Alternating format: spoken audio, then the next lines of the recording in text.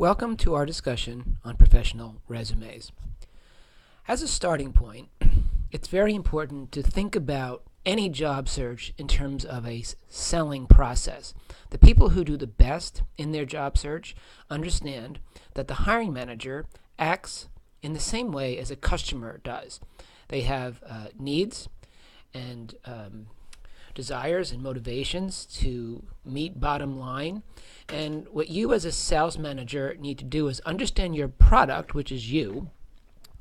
Understand your product and how, what has it done that has actually had an impact on the bottom line. Think about what the person hiring you is intending to do. It's to make progress, right? It's to create results. So what have you done that have created similar results to what the hiring manager requires? What skills are they looking for, and do you have those skills, and how did you apply them? Everything has to go through the lens of their needs, just like selling any product. What enhancements have you created that are similar to things issues that they're dealing with in their company? What goals have you achieved? What are the sources of information which can detail your accomplishments, right? Your accomplishments are your assets, and the stories that you can tell about how you go about creating those accomplishments is critical. So we're going to talk today really primarily about the resume, which is an outline of your experiences, your skills that are relevant to the position that you're applying to.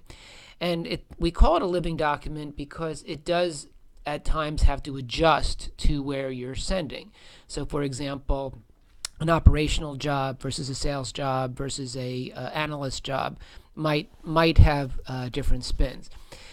Your resume is a very important piece of your marketing materials as you market your product.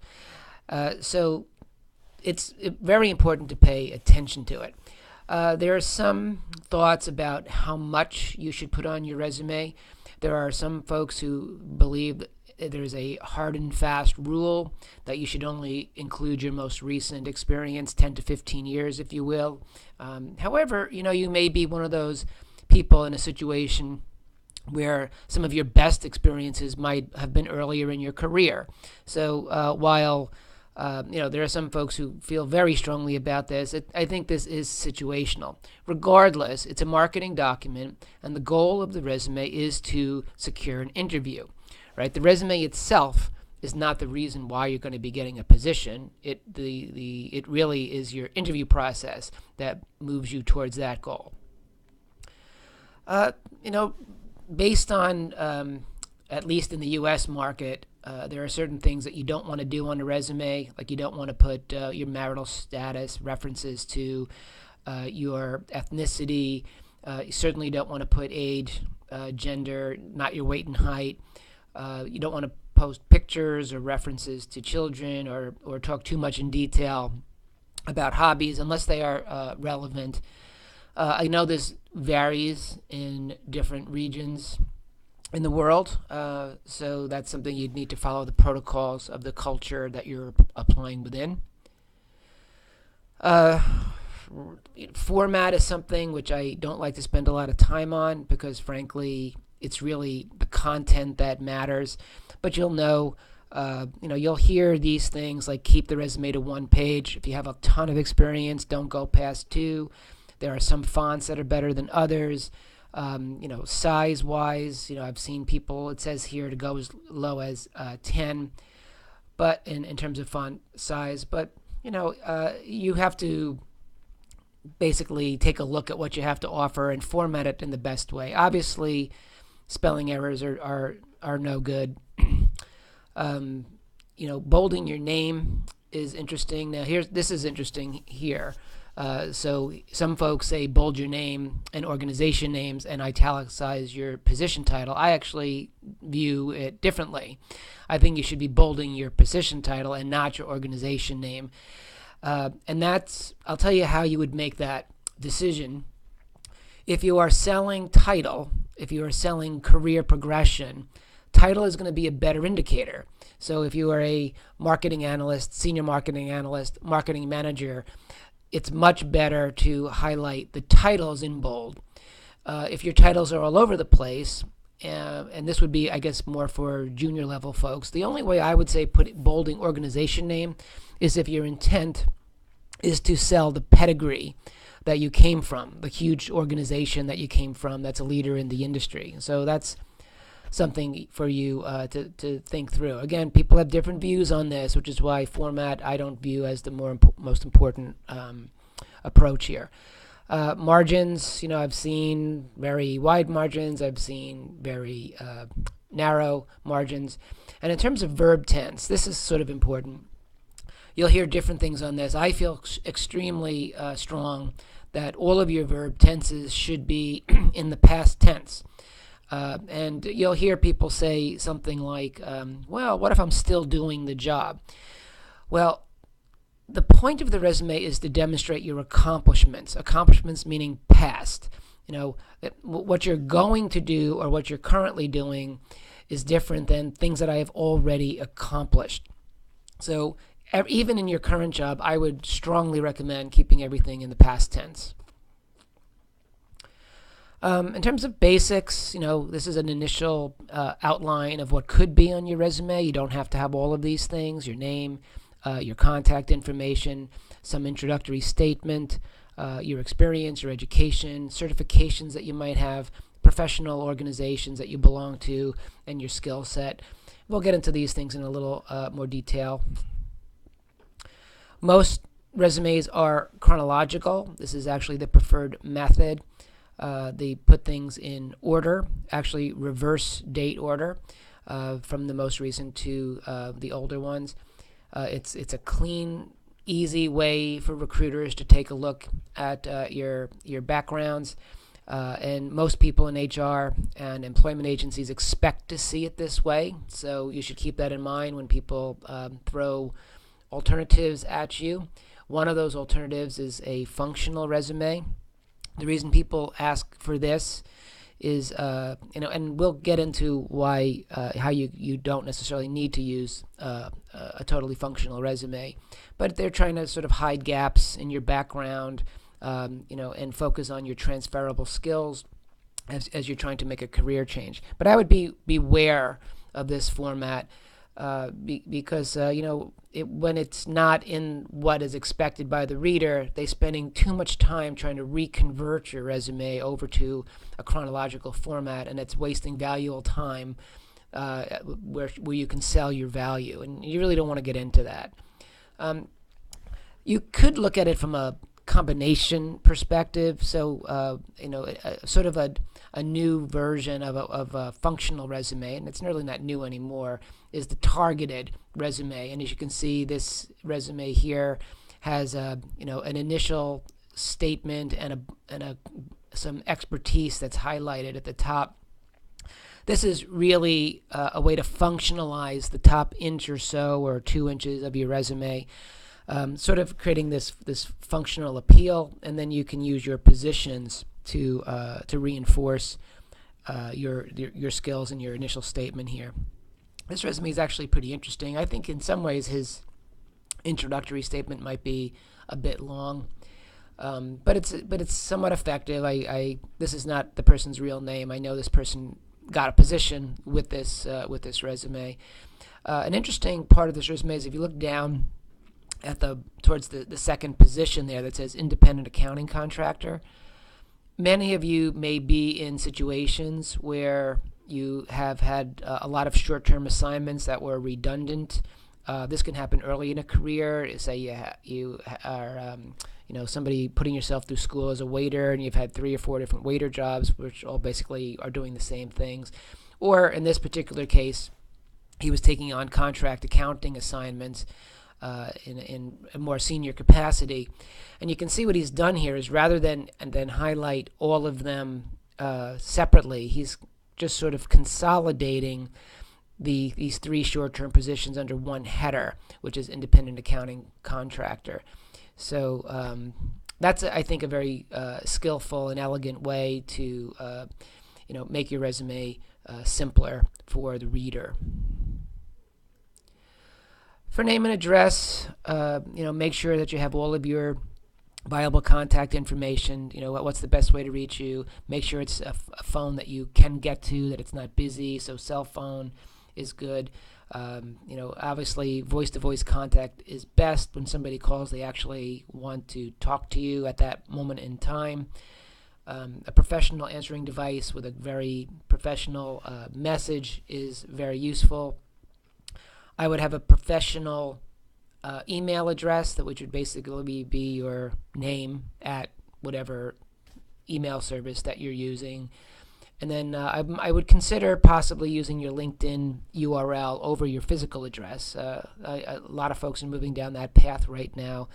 Physical address is something that is sort of a holdover from when people would send out letters to you, and that doesn't really happen anymore. So they really contact you through email more than anything else. The initial statement, this is an interesting one, because you'll hear people who will say always put an initial summary statement, and you'll hear people who will say never put an initial summary statement. And it's a personal choice. Sometimes they will label this as a summary or a profile, or they might put as a career objective, those different words. I don't think you need to call it any of those things. In a sense, going back to this idea that we're selling a product, this is about clarifying what your product is. What am I getting when I buy this product? What does it do? If it's a marketing person, for example, is it a quantitative analytical marketing person? Is it an advertising person? Is it a salesperson? So in a way, right up front, be very clear about what you are. This is really just a quick snapshot. What is the some people think this is the most important part of the resume, because it's it leaves the impression about what you are, and it presents the value that your product will bring, which you're going to back up later in your resume with your qualifications and accomplishments. So if you're looking for words that you could use in this initial statement, certainly look to the job descriptions and see what they say, and that might give you some clues. That's the one part of your resume that you may be adapting to different circumstances. Professional experience, job title is obviously something you want to include. As you saw in the previous resume that I just showed you, you'll want to you can bundle them in multiple positions underneath one title, or under one organization, depending on how you format it, job first or organization first. For the organization, you'll want to make sure you have the company name, the city, the years that you were there. So a lot of ways to handle that. Most important is going to be your accomplishment statements. Now, these statements this is what's going to make you unique and stand out. It's how you did what you did. It's the skills that you have demonstrated and applied. It's the enhancements that you have created. It's how you quantify your goals and achieve goals. Make sure that you're choosing accomplishments that are results focused. These are the things that are going to demonstrate your achievements. It's not just the skills that you did. It's not just it's totally about the results that you have achieved.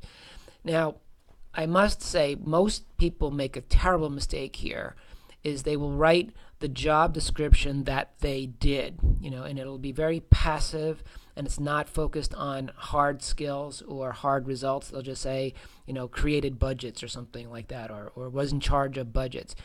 When you write job descriptions, it's going to work against you, because basically what you're describing is a job, and you're not describing your benefits that you added.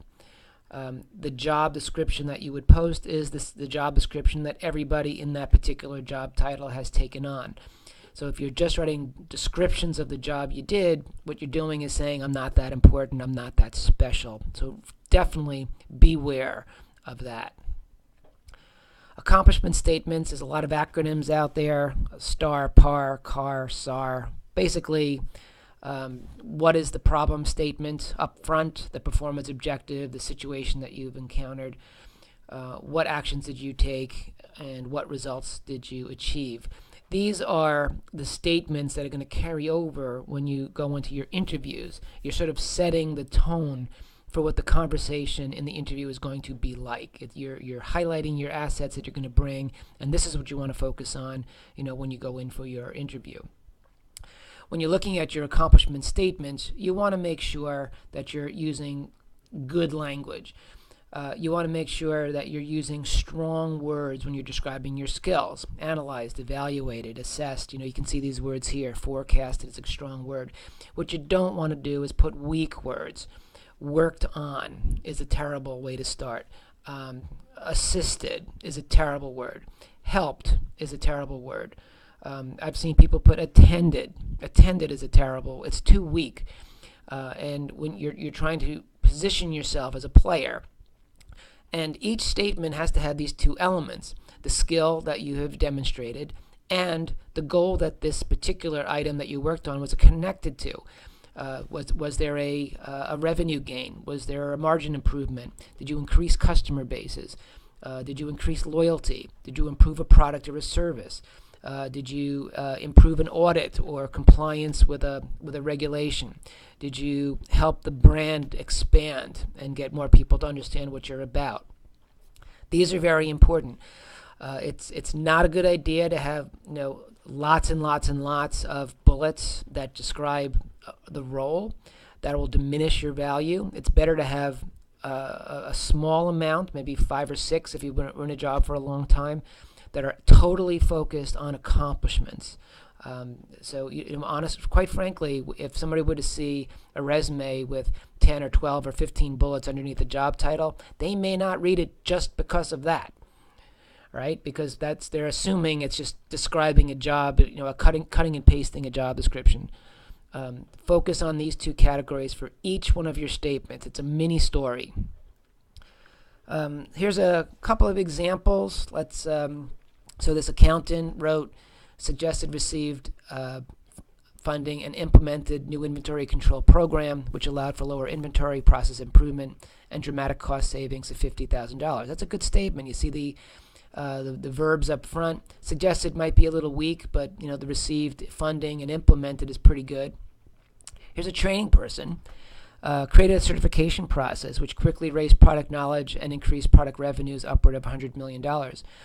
If you've been in the training business, then you'll know that very often you need to be connected to new strategic initiatives. And my assumption in this particular case was this was a new product rollout. And they were doing a certification, and probably their initial gains was $100 million of new revenue, and the trainer can take credit for that. They might not have reached that big number without the certification program. A functional leader, let's look at this one, merged processes from an acquisition that doubled the size of the company, set up processes for required facilities, and revised company policies and procedures. Now, this doesn't have the number that the first two do, but the fact that the company doubled in size, and that this person was able to merge processes, that's fairly significant. So if it's more of a qualitative measure. Here's one, a people leader. Improved employee satisfaction by double digits in all categories of an employee survey in each of 4 years, and maintained for another 3 years. So that's a 7-year survey gain. That's, I think, fairly impressive. So these are just some examples, and hopefully you can, you can take a look at your background and frame these the same way. Education section, very straightforward. Like your jobs, you want to do the highest degree first and work backwards. Generally, for professional resumes, your bachelor's degree is the lowest level you would go. Obviously, you wouldn't put high school, and in many cases, depending on your your profession, you might not put an associate's degree either. You certainly want to put your institution. You want to put the dates and your concentration of study. When you were at that institution. Skill section, in a lot of ways, the skill section is a review of what you've already said above. The certifications, for example, that could be something that you've already included somewhere else in a certification section or a separate section. But if you only have one certification, it might go under the skills area. Technical is always very important. What I would suggest is to somehow figure out how to show that you're advanced in certain skills. So if you're going to write Microsoft Excel on your resume, you may want to include that you're well versed in programming, creating macros, for example, or you can do value-based analysis. Obviously, language skills are very important. Business skills is a good one too. So if you're a marketing person, but you have some finance and accounting skills, then this might be a good place to include that. You've had to work with balance sheets and profit and loss statements and things along those lines. So these skill sections tend to be short and sort of reviewing what the reader has already seen in earlier sections on the resume. For those of you who are very senior, there are management resumes can look different. They're more of an executive bio. Very often if somebody has a lot of experience and they cannot get that down to 2 pages, although they should be able to. But if they can't, you should have a complementary document called the executive bio. This is really a one-page overview that is great for networking. If you're working with, if you want to hand your quick background to a client that you're consulting with. It's basically a highlight of your key results. A brief snapshot of the positions you've held and the results that you've brought about. It's really how you define yourself. It's what kind of a problem solver are you? For example, some folks are very good at taking things that are broken and fixing them. Some people are very good at taking already good operations and making them slightly better over time. So you'll find that you're very good at solving different types of things, whether they be technical based or client based or whatever it is. So an executive bio is an important thing for you to have. You'll focus on your business acumen and your problem solving abilities, how you've built stronger businesses, how that you're a proven leader that can take on major challenges. You want to be able to translate your specific knowledge and strength into a viable proposal. That people may say, hey, they could use your abilities and expertise. You show that you have what it takes to positively affect your new employer's bottom line. Not only what you've done before, but how you intend on doing it for someone else. For those of you in the sales world, this would be like an RFP. When in a sense, you also want to show that you're a one-of-a-kind person. So that's make yourself, your product, highly desirable. For those of you who are thinking about doing career shifts, this is something that's really important to know. These are sort of in degree of difficulty ordered here. So for those of you who are looking for a job in the same job in the same industry, then that's obviously the easiest. Looking for a different job in a different industry is the hardest, and you can see how this all plays out. So, if you are switching or trying to get a different kind of a position, whether it be a promotion or just a totally different function, it's important to know that the sell does change. You really need to look at those skill and goal statements, because think about it this way, wherever you go, they're going to have goals that are quite similar. They're all going to have financial goals and customer goals and quality goals and compliance goals and brand goals. If you're moving from a marketing function to a finance function, let's say, you will focus, both of those jobs, both of those functions have the same goals, but how you attack those goals might be different. So you really need to focus on the translation of your accomplishments to the hiring manager that you're targeting, right? That's very important. It's not the same sell to everybody. You'll also be writing cover letters, I'm assuming, and you'll want to mention, pretty much early on why you're interested in a position and why they should consider you. And how you're going to do that is by connecting your skills and experience to the exact requirements of the job description. This is very important. Cover letters are ultra targeted. If there's an assessment is the key skill, then say, what project did you work on where you did assessments or implementation of technology? Then that's the first thing you talk about. The most important thing to them is what you're going to start with right at the top. I'm excited about this position because I see that you're looking for people with this kind of a background, and I demonstrate when I was on the blah blah blah initiative, and then tell them what you did right up front. Once you do that, you can say, in addition, I do have other background, I do have other skills, and you can toss that in, and that section there, those 2 bullets could be either a short paragraph or 2 short paragraphs. There'll be another thought you'll need to say why you want to work for them. Why are you and that organization, in sync, if you will? What attracts you to them? What do your values and their values match up? What is it that drives you there? So it's good to know what the culture is that you're going into, and what values you have that match, and make that precise case in your cover letter. Again, these are very short statements. A cover letter is maybe half to 2/3 of a page. It's not that long. And of course, you want to close in a strong way. Basically stating that you want to, you want to set up a meeting and continue the conversation. So you want to make sure, again, just like your resume, you want to make sure that your cell phone and your email are clear and they can contact you. Again, individualize them, target them. Avoid being repetitious with your resume. You try to take a different approach there. Make it a very natural sounding letter. I would say read it out loud and make sure that it sounds to you like it's a conversation. And of course, you want to proofread this thing as you would with your resume as well. Final thoughts. If possible, definitely don't design your resume and cover letter for the job that you don't have, or the one that you used to have. Right? These are not past focused. You want it to be future focused. You want your resume to sound like, I can already do this job because of the examples that you provide. And in the cover letter too, I can already do this job because of this specific example.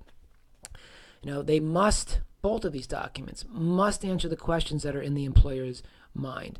What's of primary interest to them. So again, to reiterate, this is you're trying to fit your product to meet a need that the employer has. I hope you found this useful. It was fun, and best of luck in your job search.